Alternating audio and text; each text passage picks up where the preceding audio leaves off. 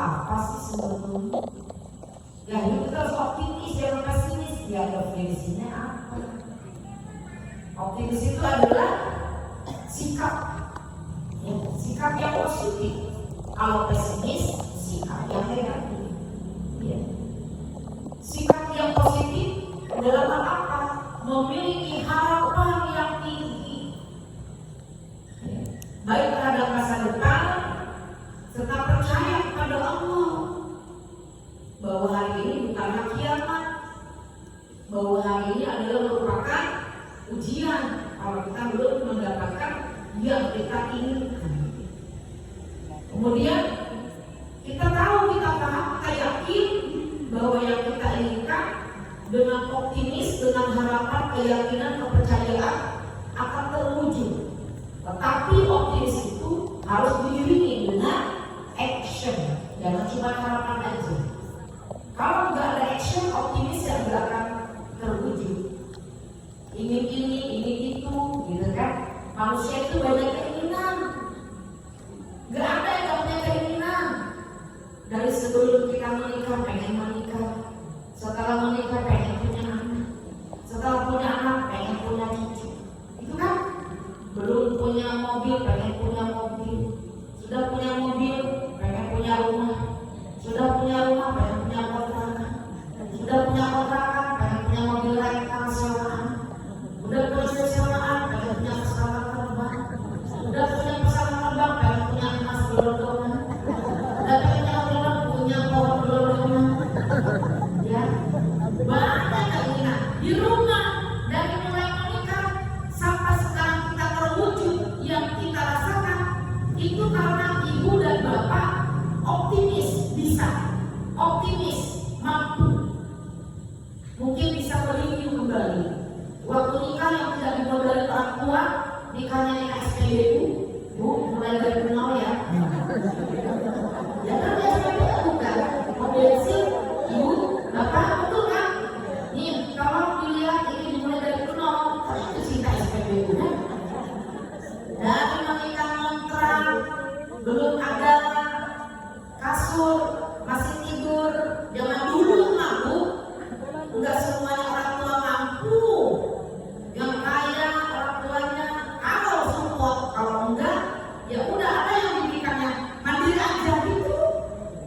Kontrak dari mulai beli tikar, tidur di tikar, beli bantal, dua, meningkat, dibagi-bagi. Ini buat kontrakan, ini buat listrik, ini buat beras, itu beras juga. Nah, banget ya. Udah beli tikar, baru beli kapek. Alhamdulillah nikah. Dari setipis ini ada kabel. Nabung lagi, berdoa lagi. Bisa bang? Kalau betul kita tidur di kasur bang? Iya, oh alhamdulillah. Belilah kasur. Jangan dulu beli Olimpik aja bu. Udah ada orang.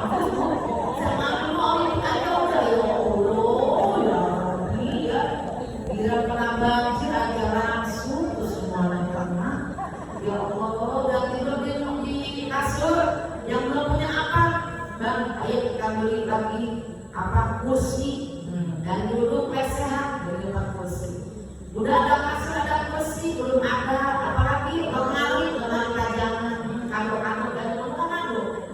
Aduh, aku 300 kado dibungkus aja. Malah pertama kali bukannya ini honeymoon, buka kado sama rumah. Aduh, besok paginya orang-orang pada pulang, yang masak-masak pada beres-beres, pengantin buka kado sama sekeluarga uang cantik orang kado. Ya Allah. Nah saya nggak jangan dulu gitu, bayar jangan dulu. Bukan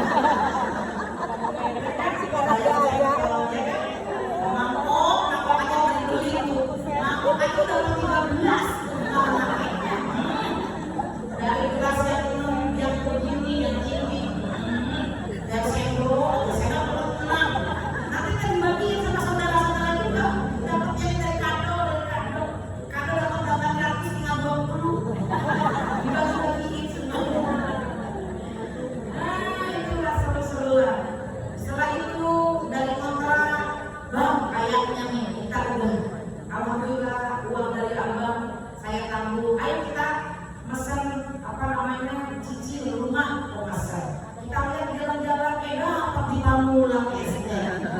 Karena berdua optimis, berharap bisa. Step by step cibil bagi Kris, step by step is cibil. Menjaga. Sedikit demi sedikit nanggung lama-lama jadi bukit. Begitu maksudnya. Itu saya mau mungkin waktu saya kursus bahasa Inggris setahun di Sukabumi sama Mr. Asgar. Tulis step by step cibil bagi Kris, step by step is cibil. Ini banget sekarang. Tahun 91 itu kursusnya, 2020 masih ingat. Makanya belajar di waktu kecil bagai mengukir di atas batu. Belajar di waktu kecil bagai mengukir di atas batu. Belajar sesudah dewasa, laksana mengukir di atas air. Belajar sesudah dewasa, laksana mengukir di atas air. Belajar di waktu kecil mah kayak mengukir di atas batu. Kita bisa baca aksara waktu kecil. Coba belajar. Udah mau segini.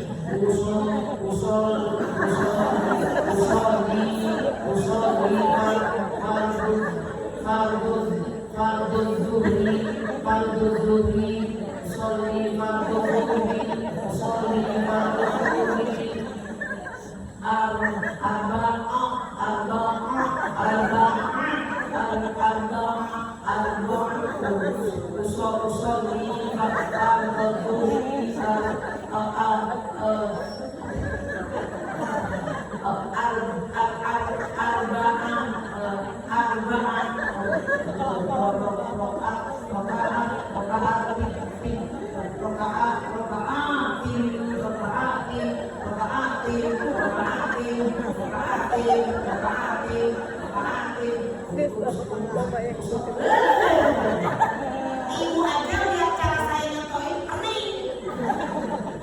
Nah kan kalau usia udah segini mah belajarnya bukan apa lagi. Maka guru ngaji yang ngajarin usia 17 tahun ke atas nggak usah dikasih hafalan. Yang itu hafalnya. Susah. Ngaji di usia kita, udah ngaji di usia kita yang bener itu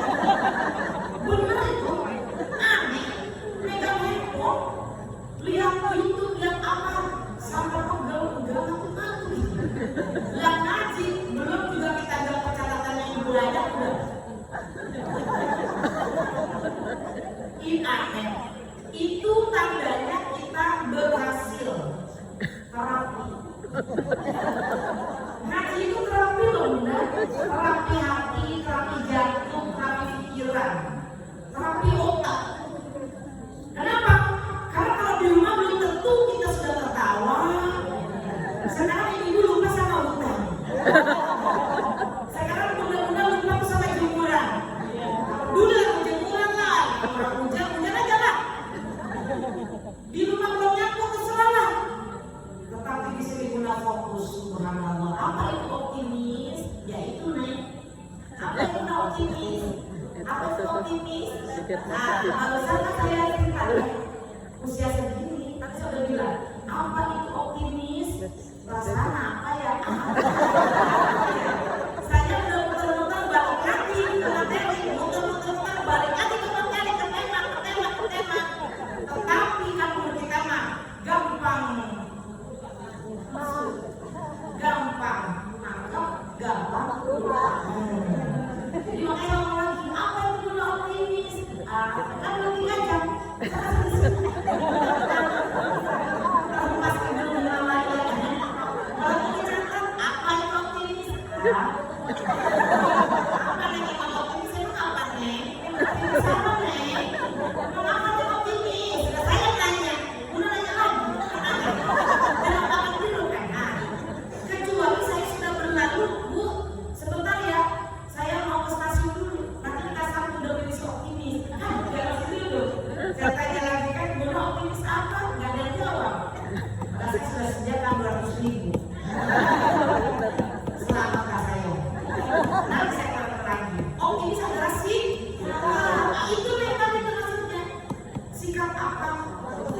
Sikap positif, kalau pesimis sikap negatif. Nah, makanya Bunda itu harus selalu asah sikap positif, pikiran positif, husnuzon itu termasuk optimis. Jangan bergaul dengan orang-orang yang apa? Ya saya nggak begini, ya memang saya sepertinya saya kayak nggak bisa. Kalau bergaul dengan orang yang pesimis ke bawah, auranya aura negatif. Kalau bergaul dengan orang yang optimis, ngaji, hujan dong, tidak hujan, banjir, saya pernah terbakar kena bola, tidak hujan begitu. Oh iya juga ya, udah bisa lagi juga. Nah, karakter manusia itu dibentuk oleh lingkungan, pertemanan. Dengan siapa lawan bicara kita, dengan siapa pertemanan kita, maka akan membentuk pribadi kita. Kalau gaulnya dengan orang yang banyak menggerutu, ibu ada karakter orang yang mengeluh aja. Saya ngaya, curhatkan ngeluh. Dia curhatkan apa? Aku ngaya, blokir. Apa curhat ngeluh? Apa beri keluhkan? Apa curhat apa? Blokir, dia betul blokir. Kita juga banyak masalah. Orang sama kita membangun masalah. Kalau terdapat kok ingat ya. Saya tidak menyukai hal itu. Saya termasuk orang blokir. Mahasiswa yang bikin pusing saya blokir. Saya peduli. Saya udah jelasin begini cara membuat tafsir Qaradawi, begini cara membuat makalah. Ambil satu topik, apa fenomena yang terjadi, apa judul makalah, kan ada 13 judul tuh makalah. Ayo, kamu kelompok 1 begini, cari definisi pengertian dari kamus bahasa Indonesia, bahasa Inggris, bahasa Arab, dari kita. Setelah itu baru angkat dulu ayat yang terkait dengan judul, baru terjemahkan, baru kita lihat kandungannya. Kalau satu ayat menurut Pak Profesor Syihab ada 3 poin, coba penasaran lah, terus penasaran, terus penasaran, analisis lagi, barangkali kasih Asy'ari, satu ayat bisa kita gali dari 6 tafsir, kita bisa lihat perbandingan dari ulama tafsir yang di bidang ahkam, di bidang tafsir ilmu, di bidang tafsir balagh, di bidang tafsir tahlilnya. Satu ayat nanti bisa mendapatkan berapa kesimpulan. Disitulah goalnya, menganalisa. Nah, saya kalau udah jelasin sampai sejelas-jelasnya, itu masih nanya, Bunda, ini apa, ini gimana? Kamu siapa namanya, kelas berapa? Aku ini, maaf ya Bunda blokir, tanya sama PJ kelas, tanya sama kos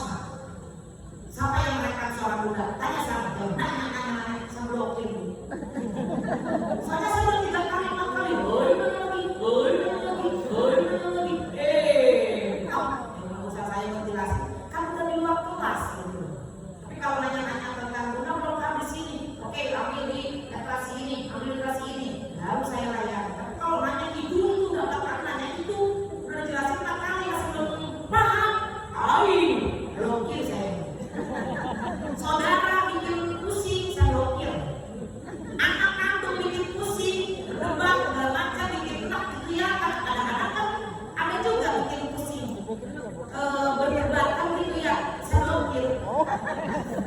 Saya blokir aja. Kenapa? Saya nggak mau pusing. Mau saya cuma mau berdebat. Nanti kalau udah sadar, sejak buka lagi.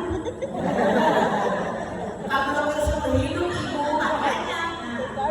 Bagaimana kita menyikapi kan sesuatu itu harus kita positif.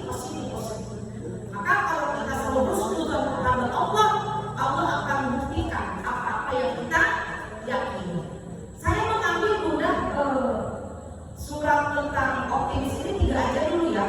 Yang pertama terdapat di surah Yusuf ayat 87, yang kedua di surah At-Taubah ayat 40, yang ketiga di surah Al-Ra'd ayat 11 yang tadi saya baca. Kenapa Allah berikan contoh tentang optimis di dalam 3 surah ini? Karena ini mencerminkan bahwa Allah senang memberikan motivasi. Ya, push itu adalah dorongan. Motivasi itu adalah dorongan. Kita lagi sakit, harus punya motivasi sembuh. Kita sedang terpuruk, harus punya motivasi jaya. Kita sedang terluka, harus punya motivasi bahagia. Kita sedang gagal, harus punya motivasi sukses. Jadi harus dilawan. Jangan diikuti. Aduh, saya masuk lagi belakang, kayaknya semua itu gagal. Tenang, siapa yang menciptakan lampu? Berapa kali lampu ini belum nyala sampai benar-benar nyala lampunya? Siapa pencipta penemu listrik? Masih itu tidak Thomas Alva Edison? Berapa kali itu mencari teori, mencari analisa, dicoba, gagal lagi, 999 kali gagal, 1000 kalinya baru nyala. Nah, kita kalau gagal dalam hidup, baru sekali gagal, jangan pesimis, optimis. Karena kalau hidup cuma sukses, gak ada cerita. Jalan juga kan begini Bunda, jalan kan gampang gajul. Naik lagi, najak, belok lagi, belok kanan, terus belok kiri. Nah, tahap gitu ya. Iya tak? Benar ya. Hidup itu kalau gampang aja flat, ada cerita, ada warna. Buat siapa cerita? Buat anak cucu kita, buat keturunan kita. Nih, nenek begini waktu hidup pernah makan cuma telur berempat dengan saudara, pernah makan nasi yang sudah 3 hari gak ketemu, baru ketemu, ya Allah udah kayak apa. Itu akan jadi cerita motivasi bahwa setelah gelap pasti ada terang. Gitu aja. Maka orang-orang yang optimis itu adalah orang-orang yang hebat, orang-orang yang kuat, penggemblengan mental, pendewasaan iman. Ketika kita sedang diuji, jangan merasa Allah itu gak adil. Jangan, bersyukur diuji, kita masih disayang Allah. Bersyukur diuji, kita masih diperhatikan oleh Allah. Bersyukur diuji berarti Allah percaya kita mampu melewatinya. La yukallifullahu nafsan illa wus'aha, laha ma kasabat wa 'alaiha ma iktasabat. Rabbana, kan uji apa? Kalau kita diuji, Allah mengharapkan pada kita, Rabbana, ya Tuhan kami. Setelah kita diuji, nih angkat tangan, tengah-tengah pelangi, teteskan air mata, sujud bicara dengan Allah, rendahkan hati kita. Ya Allah, nikmat rasanya. Maka kalau kita lagi salat, jangan sedang kena musibah aja. Kalau lagi ada masalah, sholatnya nangis, ya Allah. Air mata berlinang berjatuhan ke sejadah. Kalau lagi ada masalah, nangis sholatnya. Kalau ada masalah lagi girang, sholat duhurnya jam 2, sholat asarnya jam 5:30. Oh, itu aneh tuh manusia itu kok. Biasanya kalau diuji dengan ketidakmampuan lulus. Jangan sampai kita jadi jumawa. Waktu kita masih susah, dekat dengan Allah. Bila udah sukses, lupa dengan Allah. Itu namanya orang yang kufur. kurang pandai bersyukur. Apakah ada kaitan optimis dengan syukur? Yes. Orang yang optimis akan selalu mensyukuri apapun yang Allah berikan, yang Allah takdirkan. Karena rukun iman yang keenam harus kita mainkan setiap hari. Qadha dan qadar, ketetapan baik dan buruk datangnya dari Allah. Yang menghendaki keburukan, kebaikan Allah. Kita manusia berikhtiar, berusaha mengejar rezeki. Kalau belum waktunya itu rezeki milik kita, mau dikejar sekuat apapun belum ketemu-temu. Mentok lagi, gagal lagi, di otak-atik, coba lagi, belum ketemu. Ya Allah, udah menyerah, jangan, don't give up. Be spirit. Saya ngajar di Australia 4 tahun, kebetulan itu nempel dulu. Belajar bahasa Inggris setahun, belajar TOEFL-nya itu setahun. Ternyata ngajar di Australia manfaat itu. Bulan itu cuma bisa speak English because all the people see. Maybe what we to explain about the Holy Quran in Surah Al-Baqarah, and then you can to explain what the conclusion about this Quran Surah Al-Baqarah. We want to know about the Quran Al-Baqarah, what the point on it, what we can do. So itu kami yang berarti, okay, insyaAllah. Berarti try to speak English because all people still can go into sleep and together. Okay, sedikit-sedikit kita jadi saya ke bawah kalau sama-sama itu ya rata. Sampai mana barusan? Sampai mana barusan? Tentang optimis. Maka pandai-pandailah kita bersyukur. Allah hari ini takdirkan kita menangis, terima, nikmati nangis. Susah dapat nangis. Udah saya sebelum nangis, sama saya sebelum nangis. Setelah nangis pasti ada tertawa. Hari ini Allah berikan bahagia, tertawa saja, nikmati. Yang penting batasi itu, ada batasannya. Karena di setiap kegiatan, setiap yang Allah berikan kepada kita, hari ini kalau tidak menangis, tertawa. Kalau tidak tertawa, menangis. Begitu doang hidupnya. Kalau nggak dijongkolin orang, dikelilingin orang. Kalau nggak dipuji orang, dihina orang. Kalau nggak dideketin orang, dijauhi orang. Kalau nggak dirangkul orang, ditinggalkan orang, gitu. Coba mau nyari apa itu? Nggak ada ujungnya Allah. Nah ini, bagaimana kita akan mendapatkan ridho Allah sampai Allah benar-benar ridho. Jangan banyak protes dalam hidup, jalani aja. Kita dikasih akal sebagai modal agar kita mau berpikir. Berpikir apa? Ya berpikir positif. Saya bisa. Saya Obama. Dulu sekolahnya di Menteng, Indonesia. Saya dari mulut kita, yes I can.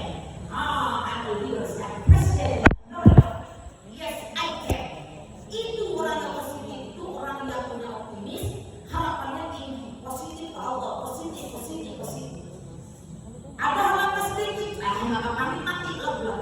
Maka belum pusing ya. Betul nggak buat? Jangan apa-apa, ngeluh apa-apa, berkomentar apa-apa. Nah, memang manusia itu haluan. Tempat punya orang berkeluh, satu suka sifat manusia yang suka berkeluh kesah. Capek sedikit sampai tidak sholat, bahaya. Capek sedikit kita sholat, nggak capek kita sholat. Hujan sedikit kita ngaji, nggak hujan kita ngaji. Pengajian sedikit kita ngaji, pengajian banyak kita ngaji. Saya prinsipnya ngajar, satu orang saya ajarkan. Saya nggak peduli jamaahnya ada sedikit banyak, nggak peduli. Satu orang saya ajarin. Karena bagi Quran walau ayat. Jangan pernah mengharapkan sesuai dengan harapan kita, terlalu muluk-muluk. Hidup mah real apa adanya. Gak usah direkayasa. Jadi be yourself. Jadilah diri sendiri. Gak usah jadi diri orang lain. Kalau kita masih belum seperti yang kita harapkan, terus berjuang. Saya berharap dengan ini. Apa itu? Apa sih Pak? Apa sih Pak? Hah? Lagi ngomong apa sih Pak? Berani masalah saya Pak. Jadi benar. Benar lagi mah gak usah pakai stres-stres ya. Gak usah pilih-pilih, begini aja ya.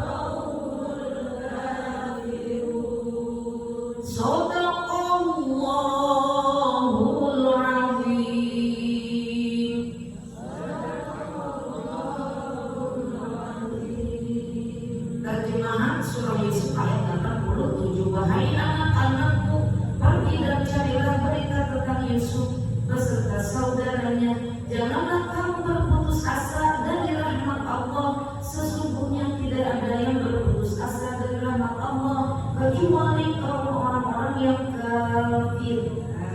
Ya.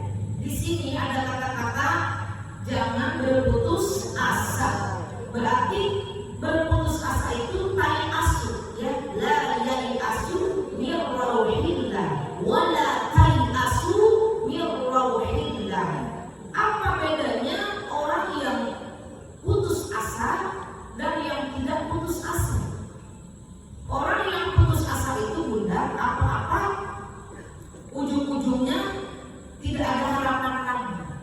Makanya sampai ada orang yang bunuh diri karena sudah tidak ada, seperti jalan itu mentok, udah nggak ada lagi tempat. Bagaimana dia bisa memecahkan masalah? Di zaman sekarang itu banyak sekali orang-orang yang stres, depresi. Jangankan orang tua, anak kecil aja udah banyak yang mengalami itu. Ya Allah, karena apa? Situasi dan kondisi yang tidak sesuai dengan ekspektasi, tekanan, tuntutan yang suka dibanding-bandingkan. Anak bisa stres kalau orang tuanya selalu banyak nuntut. Anak bisa melakukan segala yang diinginkan orang tua, tapi ujung-ujungnya lihat anaknya tertekan walaupun dia juara bintang kelas. Tanya hatinya, senang gak dia ditekan, senang gak dia dituntut. Dia membahagiakan satu pihak, tetapi dirinya sendiri terluka. Tidak sedikit kan kita lihat informasi di medsos di negara-negara lain, dapat umroh udah gak dapat ijazah, terjun dari penginapan, dari asrama, jebru aja tuh ijazah buat orang tua. Saya udah selesai, mati aja saya. Nauzubillahi dari orang kafir begitu. Orang yang beragama Islam punya Allah, la tahzan innallaha ma'ana, innallaha ma'as-sabirin. Kan Allah udah berfirman, Bismillahirrahmanirrahim, wa lanabluwannakum bi syai'in minal khauf.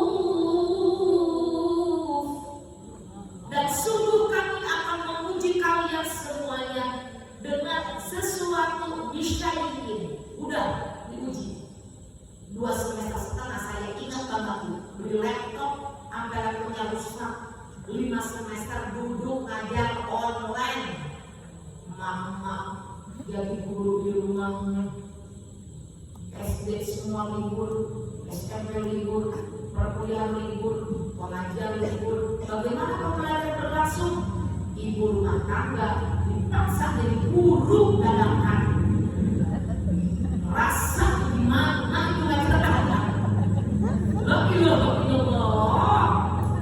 Yang anaknya 3, handphonenya 1, laporan, keliling-keliling, gini aja. Yang penting pakai dasi, bawahnya pakai kain. Jangan pakai daster, gini. Sampai aku ngajar mahasiswa kan kurang, saking udah panas, patah rumah anak. Lucu saya panas sih. Baru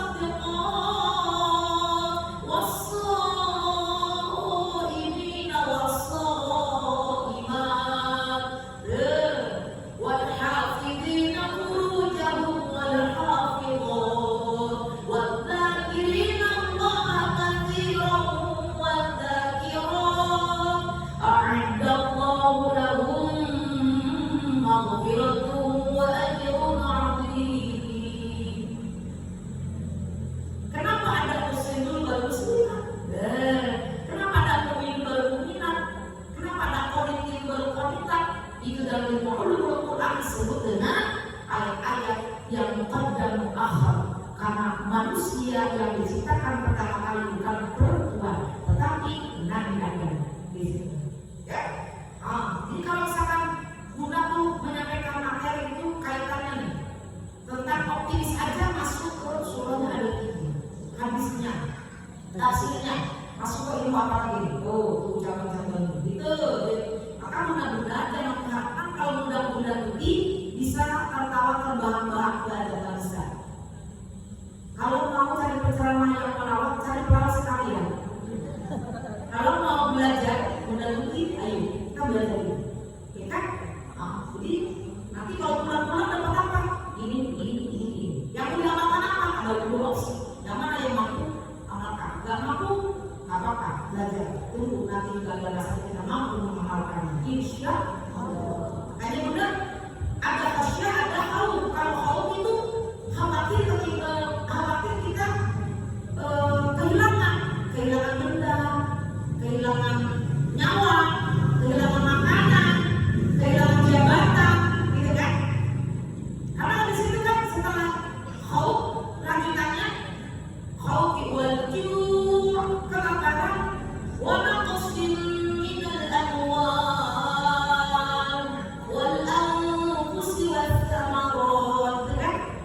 Takut kehilangan daripada harta, benda, jabatan, makanan, buah-buahan, itu. Tapi di situ Allah menyampaikan, ya, untuk apa? Bersabar.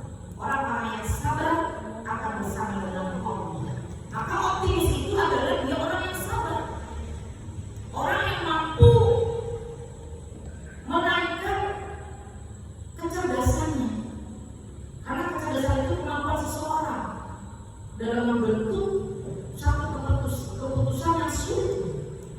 Bagaimana kita mengaji atau tidur secara mendung, gerimis, lagi bersingkong, lagi ngelakuin air, kopi mereka sediakan.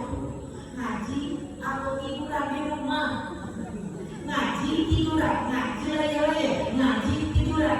Aku gak ngaji nanti ketemu mama ibu ketua, ngaji gerimis, gimana sih galau? Nah, orang yang sedang galau, orang yang sedang gelisah, kalau dia mampu memutuskan dua pilihan di saat yang sulit, lalu diambil keputusan yang terbaik, dia adalah termasuk orang yang cerdas. Berarti benar-benar ini termasuk hamba Allah yang cerdas. Cerdas apa saja? Cerdas emosional. Karena menurut emosi, menurut hawa nafsu, bukan pengen ngaji, bukan. Emang benar-benar pengen ceramah, bukan pengen tidur. Sama aja, sama.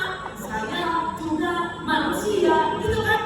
Tapi saya belajar tentang kecerdasan, ambil mana suatu situasi yang sulit, ngajar atau tiduran, pegel, ngajar pahala, mengamalkan ilmu, silaturahmi, banyak ngajar, ayo. Begitu jadi saya ngajar aja. Yang kedua, kecerdasan intelektual. Ibu-ibu, bunda-bunda ini memiliki kecerdasan intelektual yang tinggi. Kenapa? Hasrat belajarnya tinggi. Gak perlu hujan, gak perlu gerimis. Mau ngaji aja. Orang yang mau ngaji terus, orang yang mau ngaji terus, orang yang ikut ngaji sekali terus, itu kecerdasan intelektualnya tinggi, high, IQ-nya high. Kalau ngaji, saya gimana ya, karena ininya sama mungkin nanti aja yang bulan depan saya mati duluan, kesel. Masa pakai segala sih dari kita masih hidup siapa? Siapa yang tahu nanti juga kita masih sholat siapa? Siapa yang kata segala sih nanti kita masih bisa sholat asar siapa? Satu detik Allah inna ma'ahu inda awda syai'an ayakul lahu fayakun. Mati kau, mati kita. Nyasalah nanti ya, coba kita bikin dulu. Inna lillahi wa inna ilaihi raji'un. Bunda putih, barusan ngaji kan bagus banget sebutnya ya. Barusan ngaji ya Allah, kalau depan udah lagi dong ada mati gimana?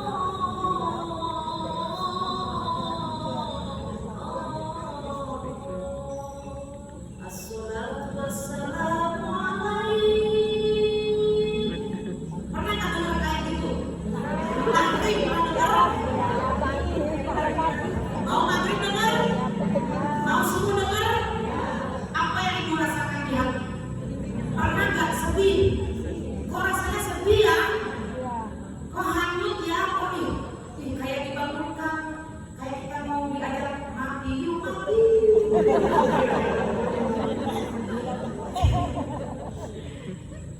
kita persiapan kan?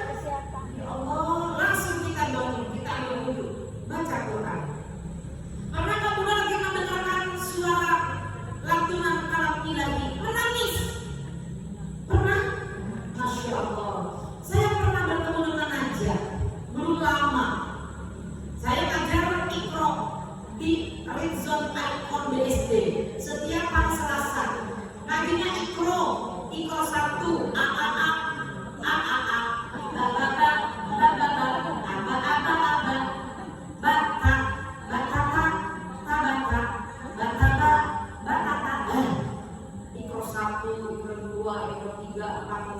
selesai.